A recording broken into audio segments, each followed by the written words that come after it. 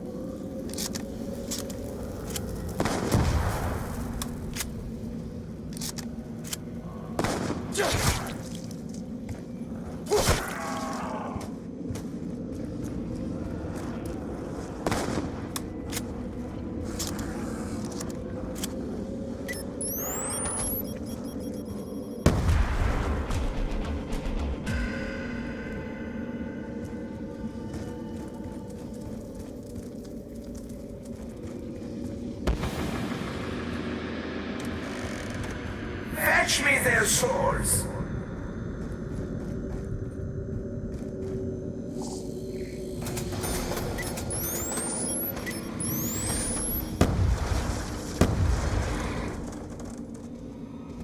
So if we don't get any power-ups, why do we do dog rounds? Dog rounds are the only exception to the no magic rule. So no magic would include no pack-a-punch, no box, no perks, and no power-ups with the exception of boss-given power-ups, such as the dogs.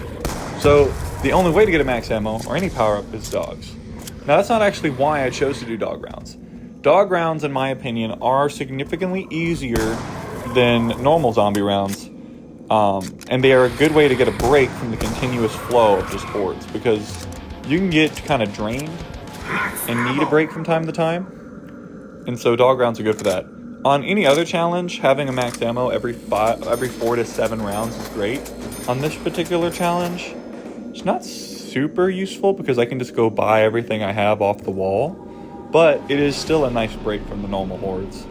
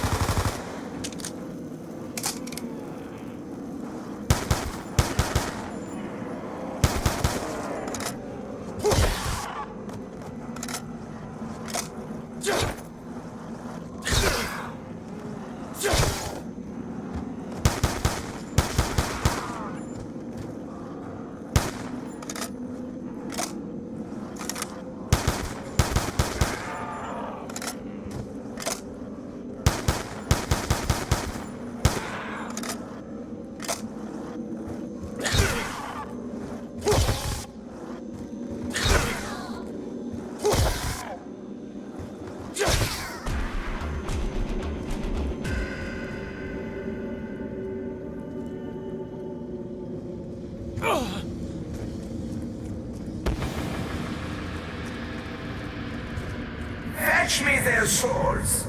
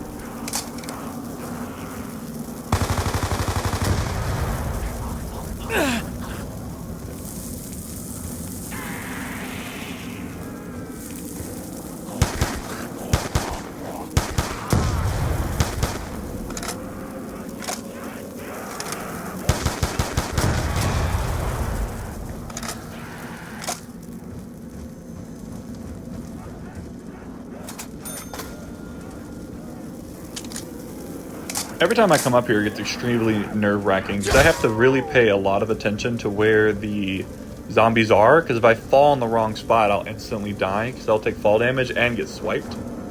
Or if I dive the wrong way, I can die just instantly. Or if I land in the fire and die, there's that too. So being up here is super nerve-wracking. You also see throughout this gameplay that having the window that's up here that spawns zombies in can be quite precarious. But, you know, having this building here makes this a lot more plausible. Plausible, there we go. Because being able to jump from one building, come out, and go across to the other one, is probably the only reason I could have made 20. Because if I tried training, I would have just got double swiped and died. Yeah, there's so many close calls on this challenge. I don't know why I bought the Olympia here. I think I was kind of thinking it would still be effective on the dogs, and that I could use it in tangent with the MP5, but quickly learned that just because I'm bored of the M14 does not mean to figure out if the Olympia is still effective. That was really bad luck right there. I could have really died.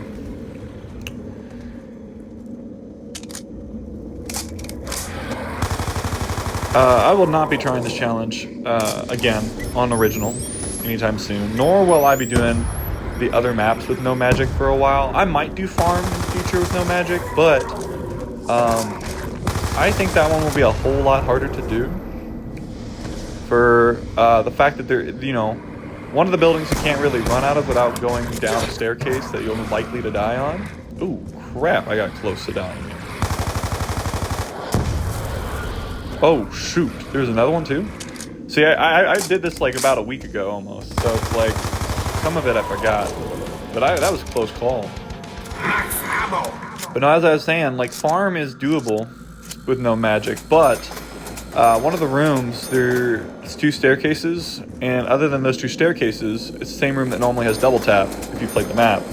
There's no way to get out of it, so I only have one building that I can go inside of, the camp like I am now, and then fall out of when I need to.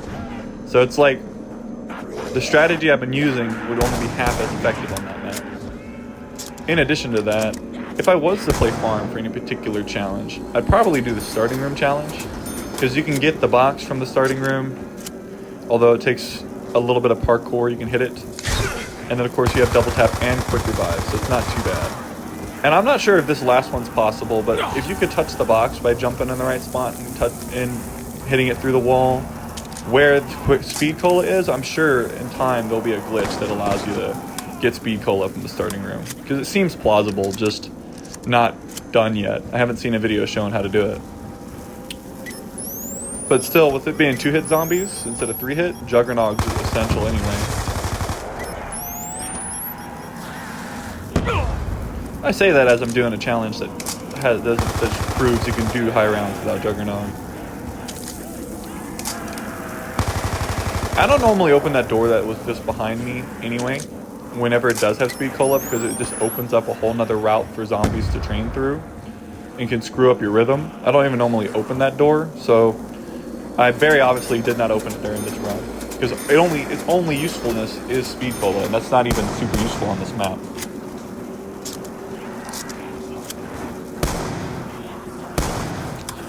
Believe it or not, this is like my second attempt of the day when I did this challenge, and like my third or fourth attempt total. On easy mode at least. I tried on original a couple times. But I died on 15 and then took a break, came back and just locked in. But, of course, that didn't mean this was easy.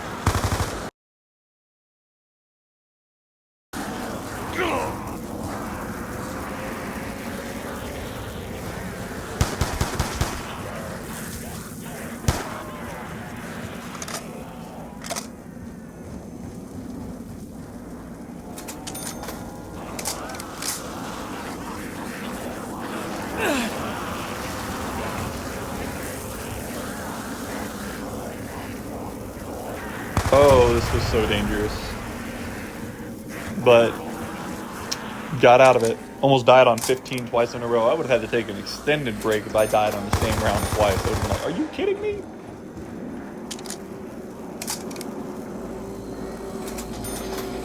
But no, doing the challenge made me realize just how effective the MP5 actually is on this map. It's also very effective on Ascension for any high rounds on that map. You could run around in the starting room with the MP5 and be just fine. Using it as a point gun and using the trap spinning thing in the starting room.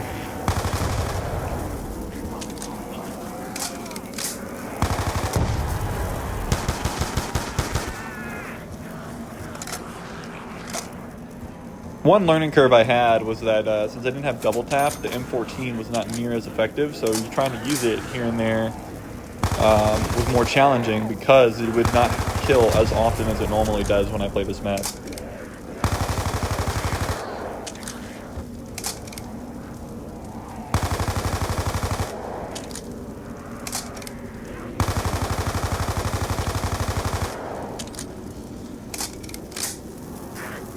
But yeah, as you can see, there's still majority walking at round 15.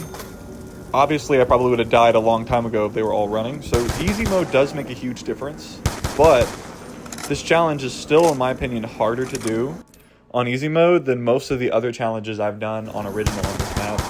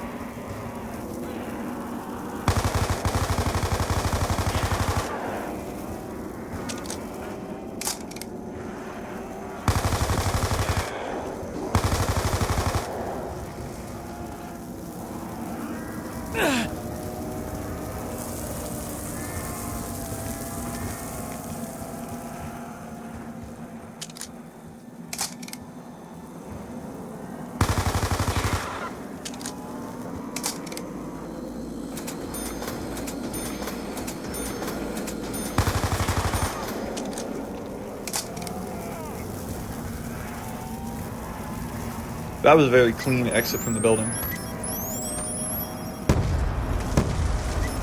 I cannot stress enough how good Simtexes are for this run. Although, you probably saw it earlier, but I almost blew myself up when I Simtexed the dog.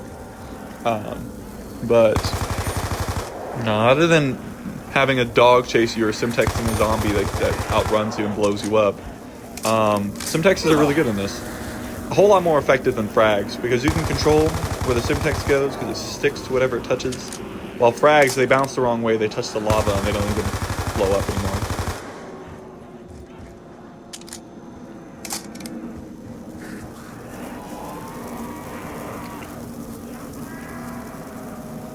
Yeah, this requires a lot of patience.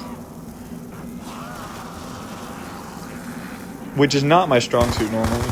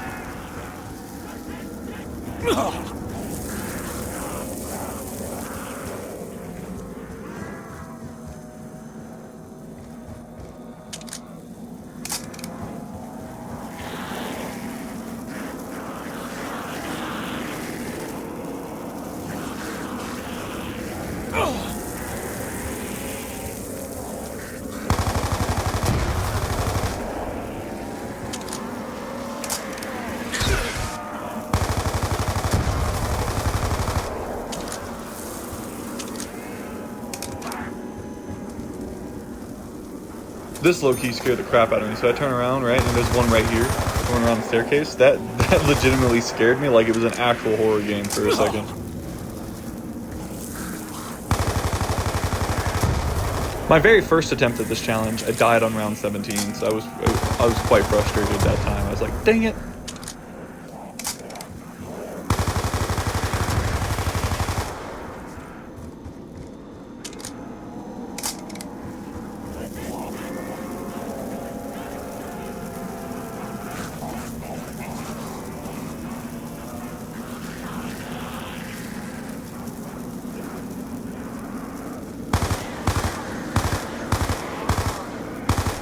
Headshots are your best friend, man. They kill so much later than normal shots, especially with these wall guns.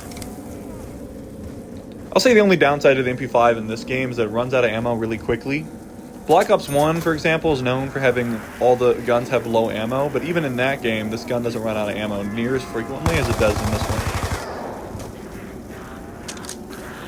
But Black Ops 1 still, by far, has the worst submachine gun, the PM63. That thing is terrible. Just terrible.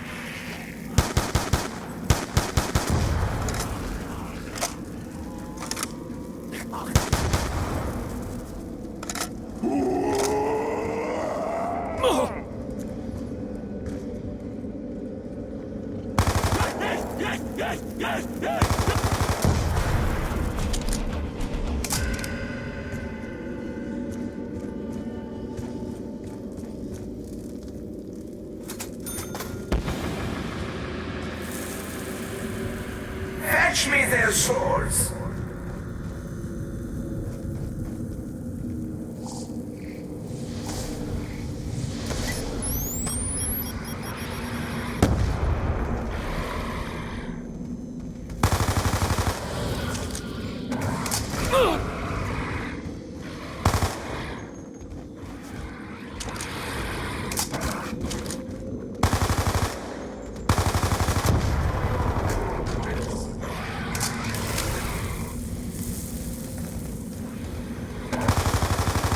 With 18 having been the dog round, I was a little bit demotivated because typically getting 20 is easy if 19 is a dog round because you literally only have to make 19 rounds rather than 20. You know, if you make it to 19, you know for a fact you're more than likely going to get your goal round of 20. Or if it's 30 and the round is 29, because it's a dog round. It's easy and it's right before, you know, the round you're trying to make it to. But I was not going to die at 19. I wasn't going to let it happen. But I was very, very, very, very demotivated.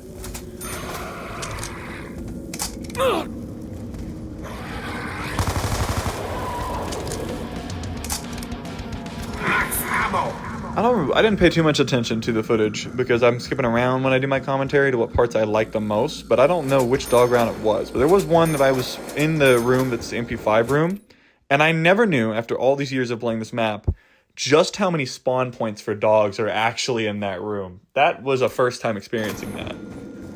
So, that was definitely something new. It made the dog round go by a lot faster though.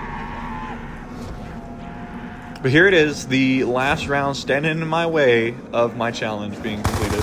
20 rounds with literally nothing. And oh boy, the close calls on this round were just super high. I had to put my cat out of the room because my cat, ironically, on this exact round, decided to start jumping up on the screen, the table right in front of the screen. So I had to pause. It might have actually been earlier when I paused. Maybe it was somewhere between 17 and 19 when I had to pause the game and go put him out of the room, which I normally never have to do, but I was not gonna have this run ruined because he wanted to be in front of my gaming screen. But I love him to death. Pikachu's awesome, and so is Niklaus. They like to go on walks. I know cats, right? You don't think they like to be on a leash and go walk, but they do. They'll claw out the front door or they'll try to sneak out. And so they had these little harnesses on, and take them on walks from time to time.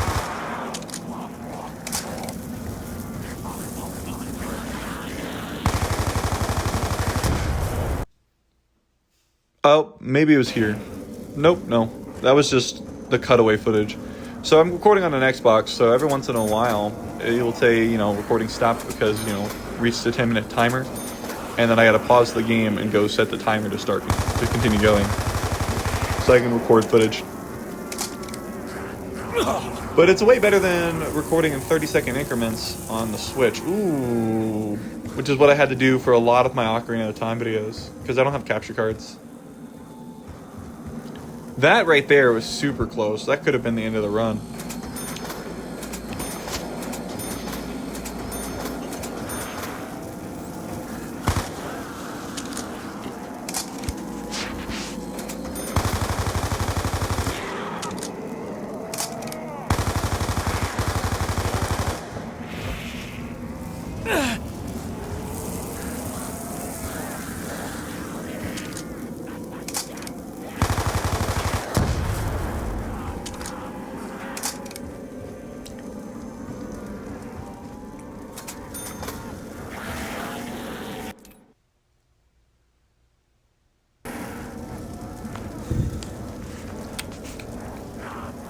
It's crazy that they're still walking on round 19.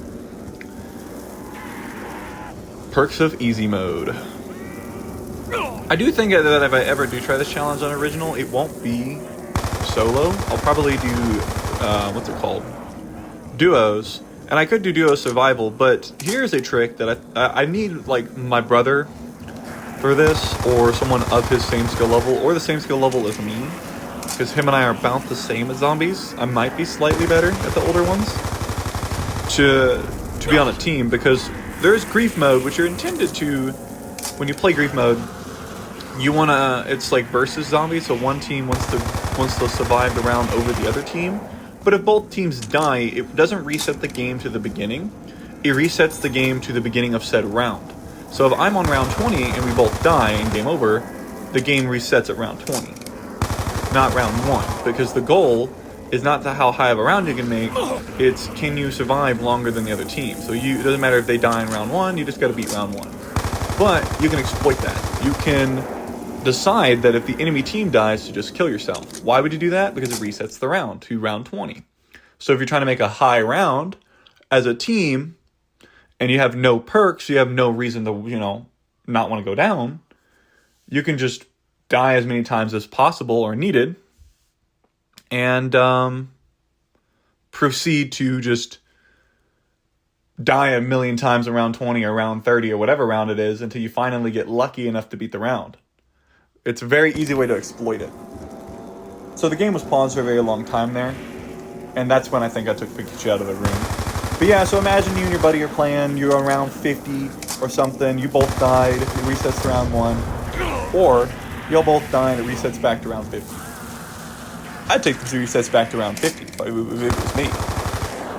And with perks and all that other stuff, by a certain point, if you have a lot of money, you can get all your perks back. You might go, oh, well, if we both die, you'll lose a monkey. There's no way you can go run to get the perks back. In this game, in grief mode, when you die, both of y'all die at the same time. As long as neither one of y'all bled out and y'all both went down without bleeding out, it will reset the round anyway, even though neither one of you bled out. So you won't lose your monkeys, you'll just lose your perks. So right when the round restarts, you can throw a monkey and go grab perks again.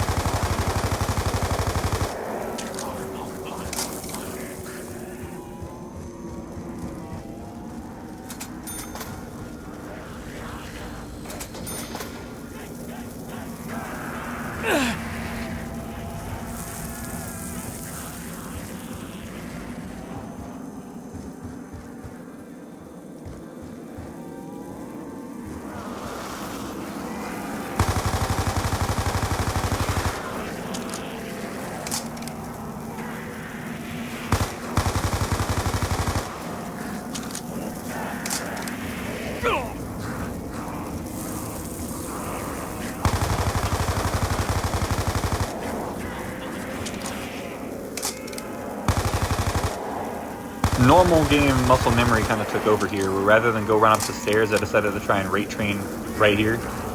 That's like normal muscle memory. And then I realized, oh shoot, I'm not playing with normal perks and whatnot. But it still worked.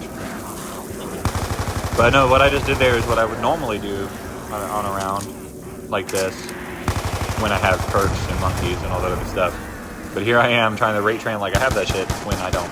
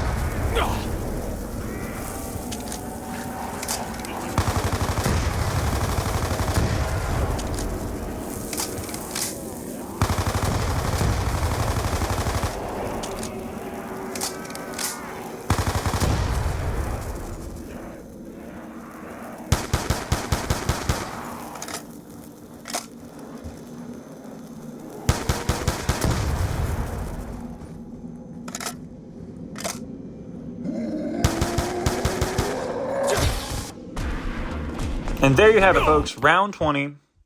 No perks, no pack-a-punch, No power-ups given by any normal zombie. Only power-ups rewarded by the end of a dog round, and that being only max ammo. So no nukes, no none of that other stuff. No perks, no pack-a-punch, no bucks. And yeah, that is 20 rounds. With all that stuff not on the table. I do die here on round 20, obviously, but there's no way you would beat round 20 in less than 4 minutes. But I hope you guys enjoyed the video. I know I talked a whole lot. I had a shoot ton of coffee before making this video. So there's that. Coffee makes me talk. But I hope you guys enjoyed the video, and you'll have a great rest of your day.